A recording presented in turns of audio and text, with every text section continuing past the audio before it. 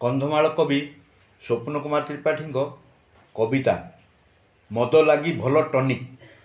ବନ୍ଧୁଏ ମୋ ପିଲାଦିନ କଥା, ମଦ ଲାଗୁଥିଲା ଗନ୍ଧ, ନିତ୍ୟ ଦୂରେଇ ରହେ ମଦଠୁ, ମନତଳି ପ୍ରତିବାଦ।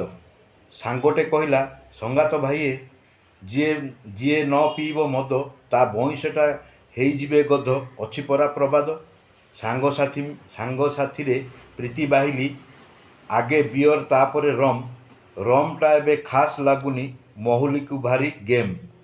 ରାତିରେ ଫେରିଲେ ଟଳମଳ ହେଲେ ମୋ କୁକୁର ସାଙ୍ଗ ଭୋ ଭା, କହୁଛି ସାଙ୍ଗ ଭାଇ ଠିକ୍ରେ ଚାଲ ହେ, ନହେଲେ ପଡ଼ି ଗଡ଼ୁଥା। ମୁଁ ସିନା ଭୋ ଭୋ କରି ଡାକିବି, ଲୋକେ କହିବେ ମଦୁଆଟା, ସବୁଦିନେ ତ ଏଇ ବେଉସା, ସକାଳ ଯାଏ ଗଡ଼ୁଥା।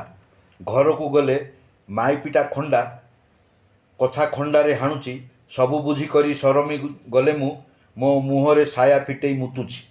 କହୁଛି ମୁଁ ପ୍ରିୟା, ହାଁ ସାୟା ଫିଟାନା, ମୋତେ ସବୁ ପୂରା ଦିଶୁଛି, ରଜ ରଜ କରି ମୁହଁରେ ମୁତିଲେ ଭାରି ଲୁଣି ଲୁଣି ଲାଗୁଛି। ଆଗେ ନଦୀ ପାଣି ମୋ ମୁହଁରେ ଢାଳୁଥିଲା ମୋ ନିଶା ଭାଙ୍ଗିବାକୁ, ଏବେ କାଳେ ମୁତର କମାଲ, ମୋ ପ୍ରାଣ ଆକୁବାକୁ।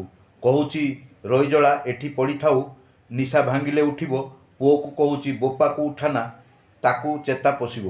ପୁଅ ଆସି ଉଠେଇଲା ବେଳକୁ ବନ୍ଧୁ ମୋ ନିଶାଟା ଉଭାନ। ମୋରାରଜୀ ଦେଶାଇଙ୍କ ଦେଶୀ ଟନିକଟା ବୋଧେ ନାହିଁ ବେଇମାନ। ନିଶା ଛାଡ଼ିଲେ ପ୍ରିୟାକୁ କହେ,